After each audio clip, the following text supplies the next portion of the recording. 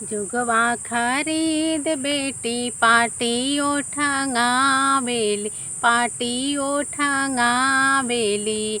भाभी जे ले गईली चोराई सुन माई हो, भाभी जे ले गईली चोराई सुन माई हो। घोड़वा चढ़ाल अइले भैया हो आपन भैया, भैया हो आपन भैया।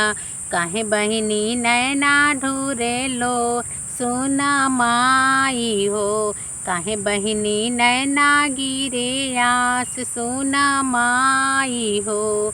जोगवा खरीद भैया पाटियो ठंगवाली हो, पाटियो ठंगवाली हो। भाभी जे ले गईली चोराई सुन माई हो, भाभी जे ले गईली चोराई सुन माई हो। तोहरा के देबो धनिया सिकड़ी गढ़ाई, सिकड़ी गढ़ाई हो। बहिनी के दे देना सोहाग सुन माई हो, बहिनी के दे देना सोहाग सुन माई हो। जोगवा खरीद बेटी पाटियो ठंगाइला, पाटियो ठंगावेली। दीदी जे ले गईली चोराई सुन माई हो, दीदी जे ले गईली चोराई सुन माई हो।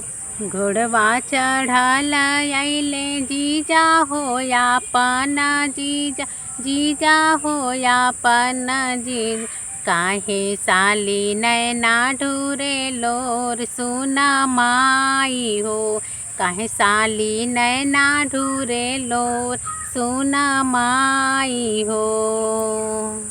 जोगवा खरीद जीजा पाटियो ठंगवाली हो, पाटियो ठंगवाली हो। दीदी जे ले गईली चोराई सुन माई हो, दीदी जे ले गईली चोराई सुन माई हो।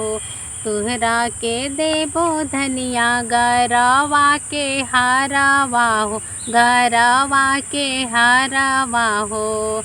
साली के दे दाना सोहाग सुन माई हो, साली के दे दाना सोहाग सुन माई हो।